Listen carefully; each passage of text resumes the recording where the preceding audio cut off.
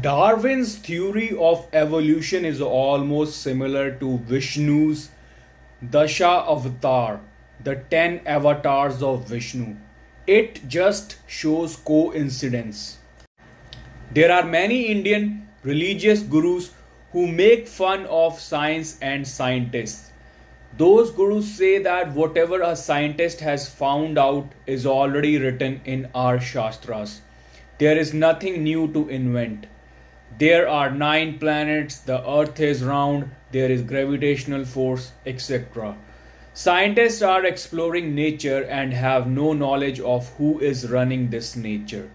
The way common people are just taking care of their body and they have no knowledge of how to take care of the engineer who designed the machine, because our body is just a machine. Until we have no knowledge of the engineer, no matter how much we service the machine ourselves, our efforts are not enough. The engineer best knows how to take care of that machine. You are basically that engineer, but since you have no knowledge, you are thinking that you are only the machine. The Indian gurus who make fun of scientists are ignorant.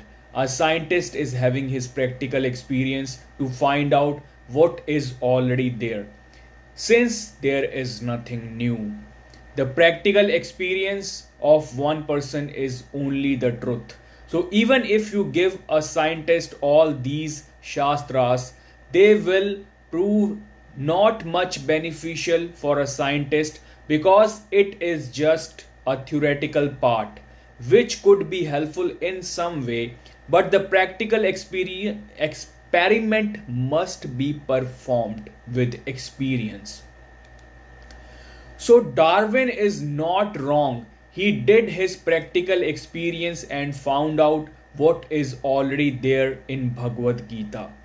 The only issue is that Darwin's theory is incomplete. In the same way, NASA scientists are yet to find the biggest question as to why this universe came into existence. So unless a scientist starts searching his own body for the spirit, which is the ultimate reality for all the humans, he is yet far away from complete knowledge. The true search to get answers of everything is our own self. A woman from mind is yet to become a male from mind, which is Darwin theory, but he wasn't able to find that out. A woman from mind is different than a woman from body. Remember this. Mahavira never used to take any woman in his community, because he used to say, firstly, you have to be reborn as a male. Although Lord Buddha was lenient in this situation and took women in his community, but only after he made certain rules separately for the women. So imagine those men who are into women for just sexual pleasures are basically trying to enjoy their own past version. There is a story in Puranas in which Brahma, the creator god, who enjoyed a different version of himself. The story is very weird. So, who fashioned the universe got attracted towards his own daughter. His first creation was a goddess from his own mind, whose beauty immediately infatuated him. Brahma pursued her relentlessly as she fled in various directions. He developed a new head to gaze upon her, eventually acquiring 4 heads.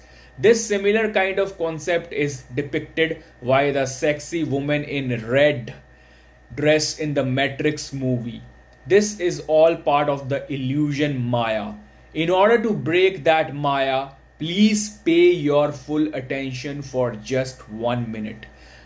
The Super Science University Bhagavad-Gita only can fulfill any of your wishes, aka the real Santa. Plus, it is the permanent solution to any of your problems. It answers every possible question. It will give you permanent happiness. with your freedom in the end. The highest, most prime, most secret, and the only complete knowledge, which is the source of everything, the prime source from which everything was made. And even if you combine all things, it cannot be equal to Bhagavad Gita. The vice versa doesn't work. So without complete knowledge, you will all be an ignorant. So the only complete knowledge, which is the source of everything, please refer to Yatharth Gita by Swami Adgadanand on yatharthgita.com or Spotify, which is the only genuine, therefore complete source of knowledge. Please note, incomplete knowledge is dangerous, since without it you will always stay ignorant. So just go through. So do you think you are doing everything in your life, or is everything happening under the supervision of God? Or is there a third possibility? Have you heard of any other possibility? Mostly no. I would say 99.9% will fall under these two categories. If we assume everything is happening under God, then who is He? He must be very busy if nothing happens against His supervision. That is a lot of work. No, guys, both the above types of thinking are wrong. Because of incomplete knowledge, you think like that. And the hard part to digest is that God is not some high level human with infinite superpowers. Well, that is something new, right? What I'm telling seems odd. Well, it would not be odd if you also get complete knowledge. And unless you get complete knowledge, think deeply, is there a use of even doing anything? When you don't have the basic understanding of who you are, then how can you even live your life? Well, let me break the matrix and give you some hints to generate curiosity among you about your own true self and God. I can only give hints. You have to get the complete knowledge yourself. God will not come to help you out here. God is not a controller or a creator or even a person. Weird, right? But if that is not what God is, then who is God? If you are not doing anything, and even if God is not doing anything, then how is everything happening around you?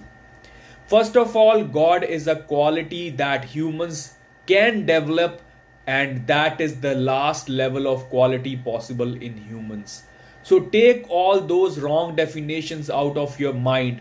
You have to become eligible for that quality, or go on the negative path, which is the second option, and destroy your entire chance of knowing yourself and stay a slave for your whole life and die in the fear that will surround you 24 hours. The choice is yours, so choose well to live well. You just need to invest in getting yourself educated, and that's it. Well, you have studied so much in your life for materialistic pleasures, but there was no guarantee that you will get them or not. But still, this divine knowledge promises 100% guarantee for both materialistic and higher level advancements. So think about it, which is the safer option here? What will an intelligent person do in such a situation? And for the other part, to know who is controlling everything, you have to get the complete knowledge yourself. I can only help you with just giving some hints. So for just 1 minute, please pay your full attention. This is Super Science University Bhagavad-Gita, which only can fulfill any of your wishes, aka the real Santa. Plus, it is the permanent solution to any of your problems. It answers every possible question. It will give you permanent happiness with your freedom in the end. The highest, most prime, most secret, and the only complete knowledge, which is the source of everything. Please refer to Yatharth Gita by Swami Adgadanand on yatharthgita.com or Spotify, which is the only genuine, therefore complete source of knowledge. Please note, Incomplete knowledge is dangerous since without it you will stay ignorant. So choose well to live well, invest in the best. Thank you guys.